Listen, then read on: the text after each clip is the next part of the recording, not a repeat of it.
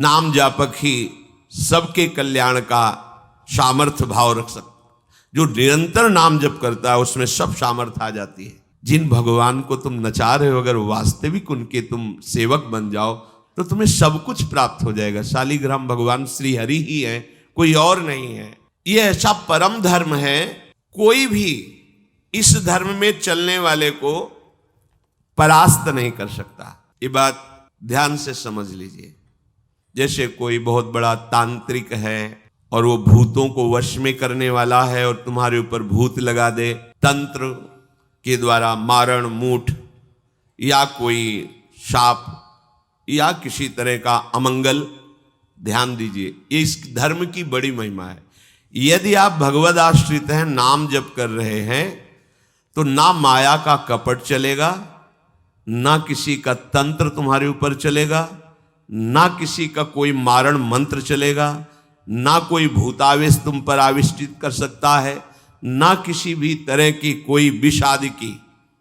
यदि आप सच्चे हृदय से भगवान की शरण में हो तो तुम्हारे ऊपर विष का भी प्रभाव खवाया जाएगा। विष वो हो जाएगा स्वास्थ्यवर्धक अमृत।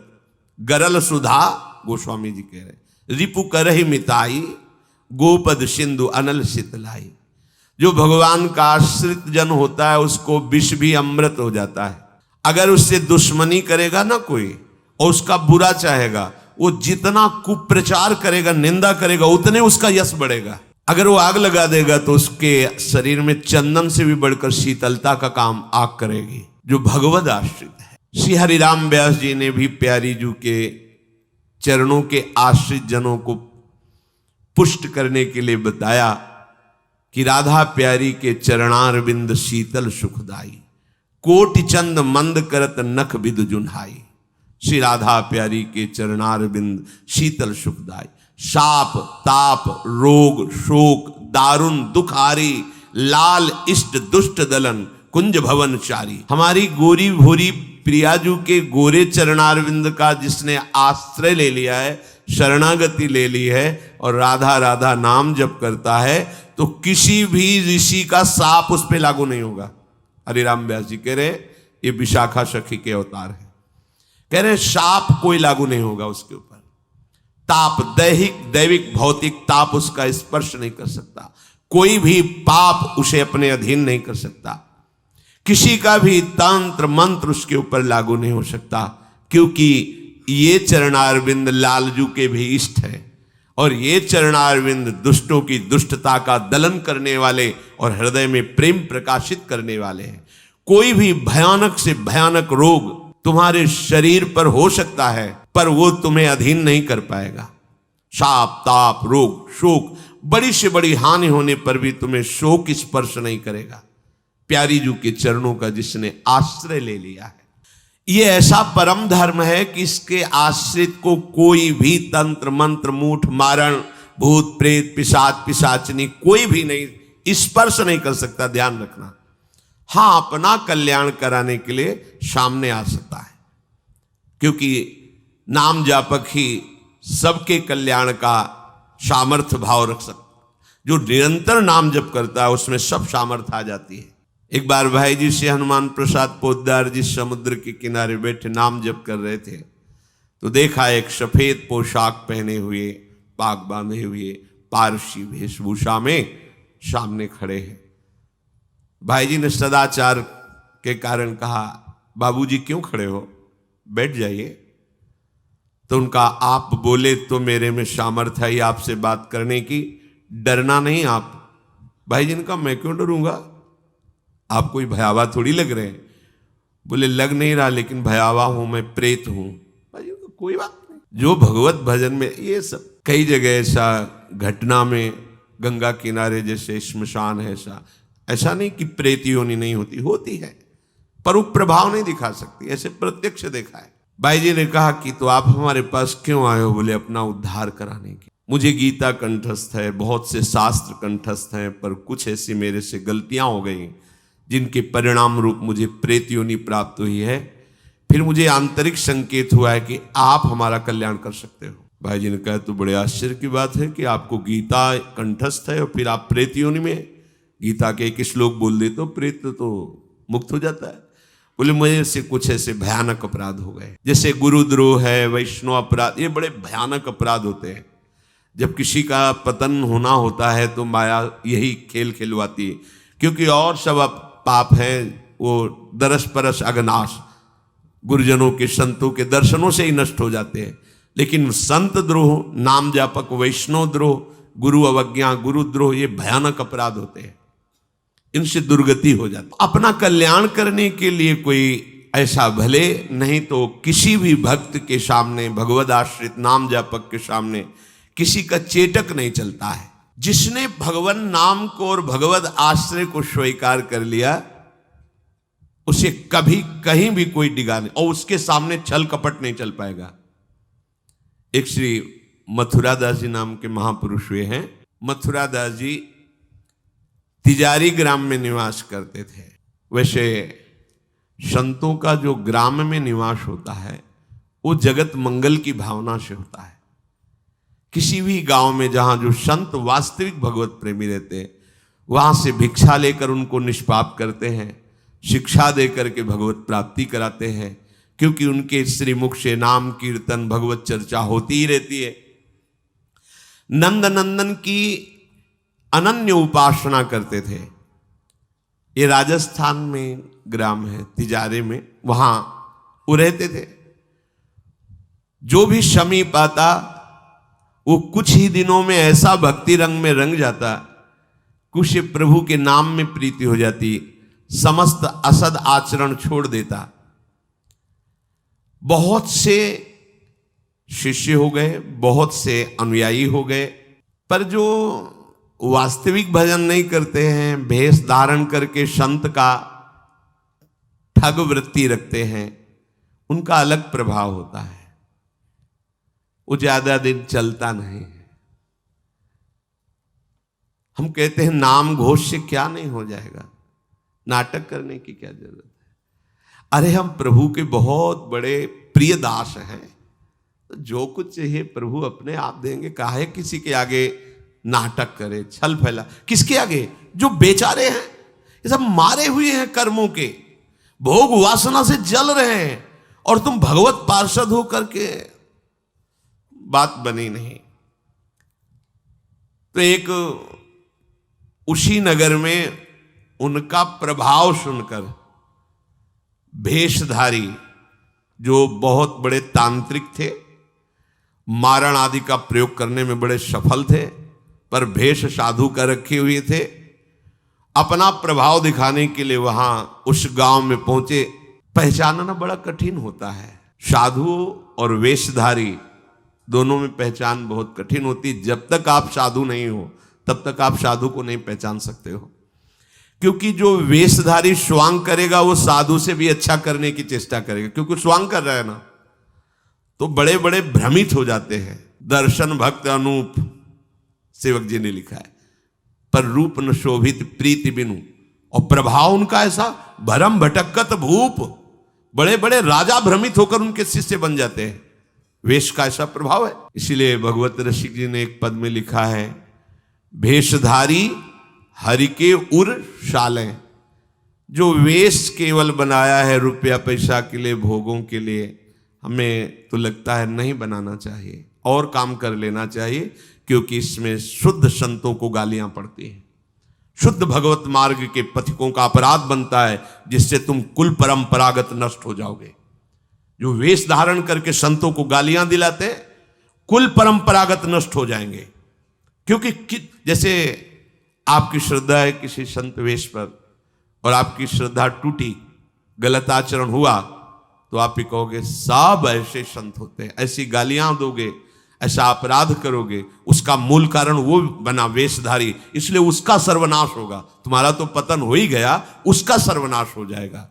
भगवत रसिक जी ने जहां भगवत महिमा, संतों की महिमा लिखी है, वहां एक दो पद ये भी लिखे हैं कि वेशधारी हरि के उर शाले। वेश जो केवल कपट वेश बनाए हैं, वो भगवान के हृदय में बड़ा दुख पैदा करते हैं, क्योंकि दासत्व तो भगवान का ही लिए है ना। बोले ये लोग दंभी लोभी कपटी नट से शिष्णोदर को पाले। शिष्ण कहते हैं जनेन्द्री को, उदर कहते हैं रसेंद्री को। उदर का संबंध रसेंद्री से, मतलब रसेंद्री के स्वाद से पेट भरते हैं और जनेन्द्री भोग के लिए लालायित रहते हैं, पर ये भेष धरे होते हैं भगवान के दासत्व का, साधुता का।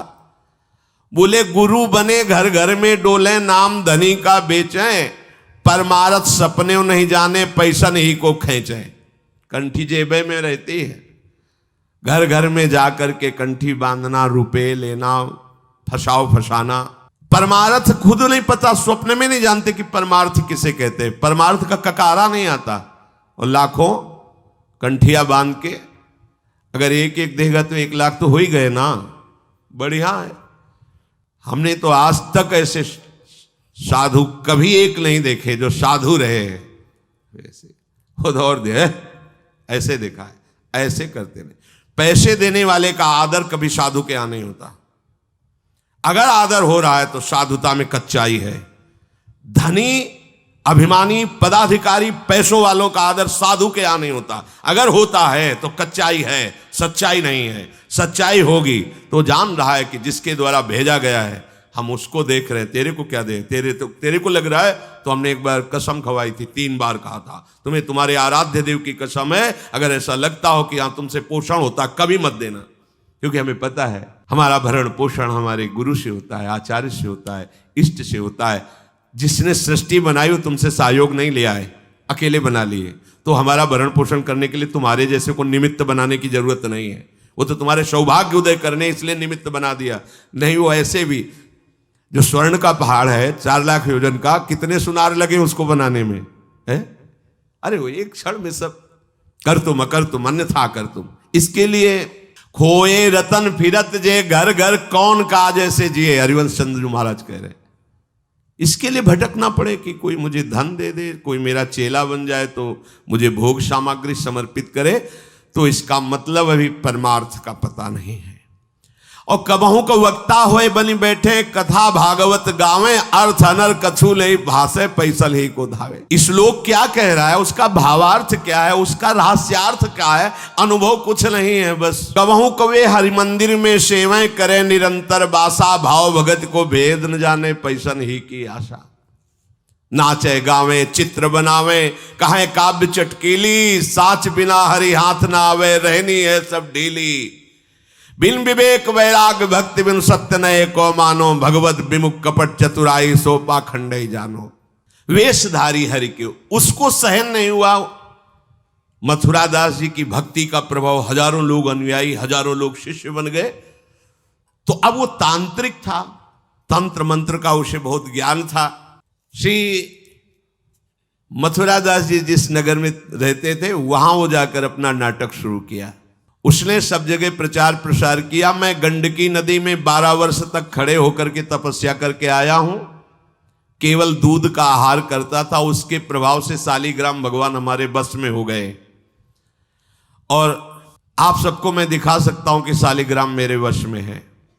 देख लीजिए, सिंहासन लाता, बाहर रखता, हजारों की भीड़, ऐसे ऐसे करता तो वो ऐसे सालीग्राम उठते और नाचते हुए ऐसे ऐसे ऐसे फिर रख जाते, फिर ऐसे ऐसे ऐसे ऐसे। अब तो सबको आश्चर्य हो रहा, जैसे चुटकी बजा रहा वैसे सालीग्राम की बटिया ऐसे ऐसे ऐसे। लोग भीड़ कटने लगी, क्योंकि अब जैसे राधा राधा कहो, कोई जंतुर नहीं है, कोई भस्म नहीं है, कोई वादा नहीं है, तो फिर कम वहां तो दिखाई दे रहा ना ऐसे। देखो ये सब तो लगता है ना कि हाँ। अब हमसे पूछो कि हमारे मन में क्या चल रहा है, हमें नहीं पता है। हमें ये देखना है कि हमारे प्रियाजू के मन में क्या चल रहा है। मन मन की रुचि जानिने, मुझे अपनी लाडली की मन की जान के उनकी परिचर्या में रहना है कि तुम्हारे मन की जान के तुम्हारी परिचर्या में रहना है। हाँ, तुम यदि मन से ऊपर उठना चाहते तो हमारी बात मान लो, मन को अधीन करके, और मन के अधीश्वर भगवान में तुम्हारा प्रेम हो जाए, तुम्हारा जीवन कृतार्थ हो जाए। अब वहां नाम नंद नंदन का भजन पद्धति, तो जो कमजोर लोग थे उन्होंने कहा कि आज तक कोई चमत्कार तो दिखाया नहीं मथुरा दास जी ने। देखो ये हैं संत, 12 वर्ष से दूध पी के गंडकी नदी, 12 मिनट भी नहीं खड़ा होगा कभी। अब भेंट जो जितनी चढ़ाएगा उतने उसके दुख नष्ट होंगे। अरे भैया वहां तो रुपया सब समेटता, फिर दूसरे मोहल्ले में, पूरे गांव में अब तो जय जयकार, शालिग्राम भगवान को नचा। कोई सेवा की सामग्री लेने गए थे मथुरा दास जी की श्रीअंग सेवा में जो रहते थे संत जन, उन्होंने देखा, वो आए, बोले महाराज एक बड़ा चमत्कारी महात्मा आया, वो कह रहा 12 वर्ष से हम दूध पीकर गंडकी नदी में, वो ऐसे ऐसे करता है। तो बोले भैया भक्त तो हो ही नहीं सकता, भक्त भला भगवान को अपना प्रदर्शन क्यों बनाएगा और उसके बदले में भेंट लेकर के, ये तो नाटक है भैया। वो देखे भी नहीं थे, बोले ये तो नाटक है, कोई संत ऐसा नहीं कर सकता, कोई भक्त ऐसा, कोई संप्रदायाचार्य से दीक्षित वैष्णव मार्ग में चलने वाला, ये तो अपराध है। तो उनका महाराज जी तो हजारों लोग वहां प्रभावित हो, अच्छा है भगवान उस रूप में। बोले नहीं महाराज, फिर सत्य मार्ग के प्रकाशित करने के लिए आप यहां विराजमान, अगर उसका कपट पाखंड चला तो हजारों लोग धोखे में हो जाएंगे, चलो आप एक बार उसके सामने। तो उनका कि यदि हम उसके सामने गए तो उसका सब ये दुकान बंद हो जाएगा।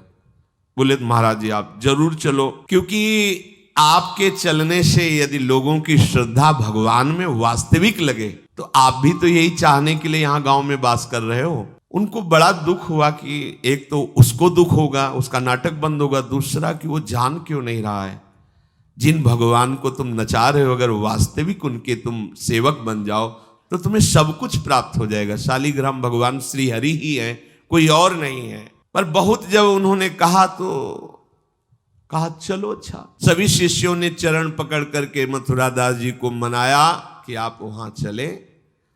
तो आप गए, सादे वस्त्र एकदम सहज स्वरूप साधु का, जाके भीड़ भी इनके साथ है कि भाई मथुरा, उनका भी प्रभाव था तो बहुत सी भीड़ साथ गई। जाकर के गांव वालों ने कहा कि भैया वो आप जो स्वामी जी दिखाते थे शालिग्राम भगवान का चमत्कार, वो दिखाइए, हमारे गुरु जी आए हुए हैं। ये तो उसने जाना था कि महिमावान है तभी तो वो आया था, पर उसको ये पता नहीं था कि हमारा प्रोग्राम इनके सामने नहीं चल पाएगा, क्योंकि भगवान नाम जापक के आगे कोई तंत्र मंत्र, कोई शाप पाप ताप, ये सब नहीं, वास्तविक जो भगवत मार्ग में है। अब उसने निकाला सिंहासन और पूरा सब, शालिग्राम जी को तो केवल चुटकी ही बज रही थी, शालिग्राम भगवान वहीं बैठे थे। हर प्रयास कर लिया, कोई चमत्कार नहीं। लोगों ने कहा कि दिखाओ ना, अब ये हमारे गुरु जी हैं, गांव में रहते हैं। अब भक्त की निष्ठा के सामने भगवान को भी छोटा बनना पड़ता है। इतने महान भगवान भक्त बलि जी के सामने बामन बन के भीख मांगने के लिए गए। भक्ति निष्ठा, जीत सकते थे, आज्ञा दे सकते थे, ना आज्ञा दी और ना विजय प्राप्ति की, भिक्षा में मांग करके दिया माता अदिति को कि आपकी चाह है कि राज्य पद देवराज को मिले तो आपकी आराधना से मैं जाऊंगा, पर वो मेरा भक्त है, ना युद्ध करूंगा ना आज्ञा दूंगा, पर मांग के लाऊंगा। भगवान भिक्षुक बन के गए। भक्त के आगे नौटंकी नाटक कहां चल सकता है? अरे जुगनू तब तक चमकती रहे जब तक सूर्य प्रकट नहीं होता। सूर्य प्रकट हुआ तो लाखों जुगनुओं का कोई मतलब नहीं रह जाता। नौटंकी नाटक, ये साधुता का भेष धर के कितने दिन चलेगा? जिस दिन पोल खुलेगी ना, उस दिन सब नष्ट हो जाएगा, सब नष्ट हो जाएगा। लोग परलोक तो पहले ही नष्ट हो चुका था। पाखंड न करे। हम कह रहे तुम्हें धन चाहिए, तुम्हें सम्मान चाहिए, राम राम भजो, कृष्ण कृष्ण भजो, हरि हरि भजो, विश्व नमन करेगा, ईमानदारी से भजो। हमने ऐसे संत भगवान देखे, ककारा नहीं पड़े, कुछ नहीं जानते, बस एक ओम, दुई ओम, तीन ओम, चार ओम ऐसे जपते, और लोग न्यौछावर थे, सीधे सरल ओम ओम, राम राम, कृष्ण कृष्ण, साफ सिद्ध। कबीर दास जी जैसे वहां पर राम राम राम राम। श्री स्वामी सत्संगानंद जी महाराज बक्सर, बस इतने। जब कोई बेटा राम राम, ऐसे लगते थे कि मतलब इनको पी जाएं, अपने हृदय में रख ले, इतने दुलारे वयोवृद्ध थे। ऐसा सुंदर रूप, ऐसी कोमलता, ऐसा आकर्षण, बस राम राम राम राम। अरे प्रभु के नाम में क्या नाटक करने की जरूरत क्या है? पाखंड कर, प्रभु महालक्ष्मी पति हो, तुम्हें लक्ष्मी ही चाहिए तो वो सब दे देंगे, काहे को नाटक करे, काहे को किसी को भ्रम में डाले। तुम भ्रम में हो, दूसरे, अरे भैया तुम राम राम जपो, कृष्ण कृष्ण जपो, तुम्हारा मंगल इसी, बस इसी में मंगल होगा, दूसरा मंगल कर ही नहीं सकता। अब उनके प्रभाव से उनका कुछ नहीं हुआ। अब तो लोग कहने लगे दिखाओ ना, इसका मतलब तुम नाटक कर रहे थे। अब सबके सामने उसका मान नष्ट हुआ, उसका सब तंत्र बेकार हो गया। कुछ लोगों ने कहा पकड़ो और मारो इसको, पीटो, बहुत नाटक करके रुपया कमा लिया, सब छीन लो, धन छीन लो। किसी ने कहा मार पीट के इससे न्यायाधीश के पुलिस डिपार्टमेंट को दो। ये मथुरा दास जी ने सबसे कहा देखो अगर हमको लाए हो तो हमारी बात मानो, इनको किसी भी तरह का कष्ट मत दो, कोई भी बंधन नहीं। और उनसे कहा भैया आप जिसका नाटक कर रहे हो ना, अगर सत्यता से इसे मान लो तो जिन लोगों ने रुपए चढ़ाए ये बहुत थोड़े हैं, वो तुम्हें निहाल कर देगा।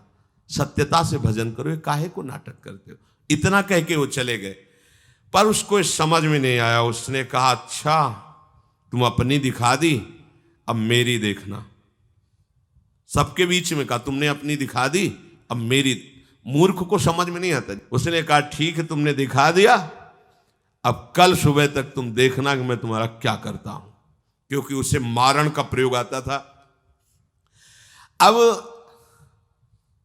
ये क्रोध उत्पन्न हो जाए तो राक्षस बना देता है, और क्रोध उत्पन्न होता है कामना से, और उसकी कामना सब नष्ट हो गई ना, सब किया कराया सब माटी हो गया, क्योंकि लाखों लोग प्रभावित हो रहे थे। अब वो क्रोध के वशीभूत होकर तामसी जप करने लगा। तामसी जप होता है विनाशकारी। अपवित्र सिद्धियां उसके पास थी। पवित्र सिद्धियां भी होती है जो दूसरों का मंगल करती हैं, अपवित्र सिद्धियां होती हैं जो दूसरों का नाश करती हैं। उसने मारण विद्या का अनुष्ठान किया, जिसे देहाती भाषा में मूठ कहते हैं। आज मैं इस अभिचार से उस महात्मा का सर्वनाश कर दूंगा। भूल भूल भारी भूल।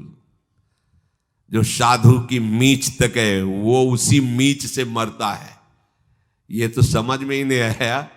सरस्वती जी को देवता और ब्रह्मा जी सब प्रार्थना कर रहे हैं कि अयोध्या वासियों की बुद्धि तो बदल दी, वापस गए। भरत जी आ रहे हैं, इनकी बुद्धि बदल दो, नहीं भरत जो कहेंगे वही राम करेंगे। तो दिमाग पलट गया है भरत की बुद्धि। अरे प्रभु का इशारा था इसलिए अयोध्या वासियों की बुद्धि बदल दी। भरत जी के विषय में सोचोगे भी तो नष्ट हो जाओगे। महाप्रेमी भरत के विषय में सोचना ही तुम्हारे लिए अमंगल हो जाएगा। और हम क्या, करोड़ों सरस्वती भी हो तो भरत की भाव भरी भक्ति में बाधा नहीं पहुंचा सकती। अब उसने प्रारंभ किया, बैठ करके आसन में मूठ का एक खप्पर जैसी आकृति प्रकट होती है, और उसमें जाजुल्यमान तेज होता है। और वो जहां जाएगा तो जिसके पास जाना है वहीं शुरू हो जाएगा उसका खून पोकना, नीचे से शौच द्वार से मुंह से खून की उल्टी आना, उसके पहुंचते पहुंचते, और जहां पहुंची तो वो नष्ट हो जाएगा, मर जाएगा और वापस चली जाएगी। वहां जाके प्रमाण देगी कि हम काम कर रहे हैं।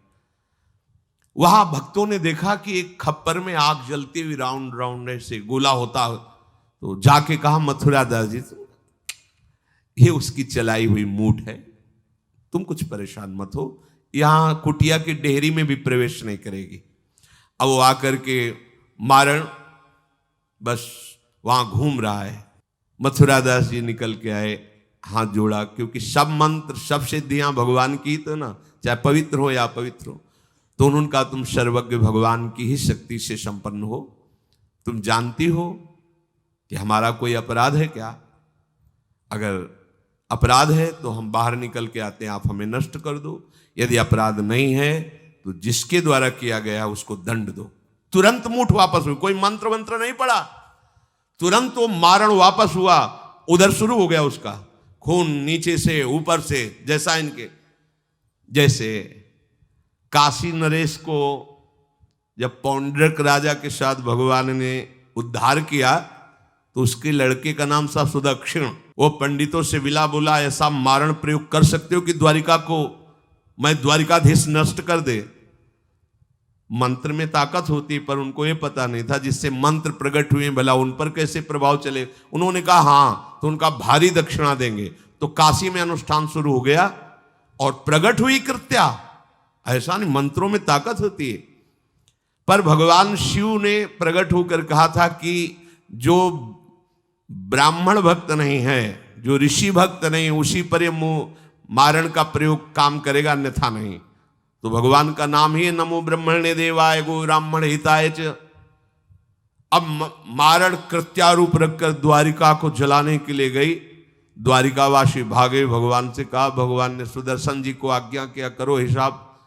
भगाते हुए कृत्या को ले गई। तो कृत्या ने पहले उन ब्राह्मणों को मारा, तो दक्षिण को मारा। फिर सुदर्शन ने कृत्या को नष्ट किया और पूरी काशी में आग लगा दी। ये भागवत में वर्णन है। भगवत भक्त या प्रभु के ऊपर कोई मारण चलेगा क्या? वो मारण उसी बाबा जी के पास जो नौटंकी कर रहे थे शालिग्राम के नचा, अब तो त्राहिमाम मच गया। वो संत भगवान गए, क्योंकि पता था कि बचेगा नहीं, मंत्र का प्रयोग है। गए और भगवान नाम उच्चारण किया, कृष्ण कृष्ण कृष्ण। नंद नंदन के उपासक थे। और मूठ से कहा, शांत हो जाओ।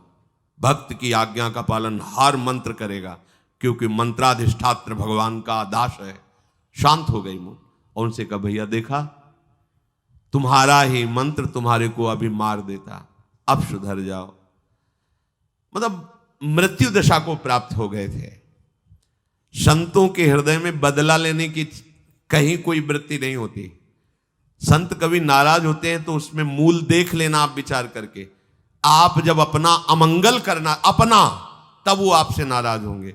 अगर आप उनका कोई कष्ट, वो नाराज नहीं होंगे, वो सह जाएंगे और आपका मंगल मनाएंगे। जब आप अमंगल अपना कर, तब वो डांटते हैं। अगर आप वो ये देख लें कि आप प्रहार कर रहे हो, तो फिर वो नहीं, फिर तो तुम्हारा मंगल मनाएंगे, आप उनको मारो, कभी डांटेंगे नहीं।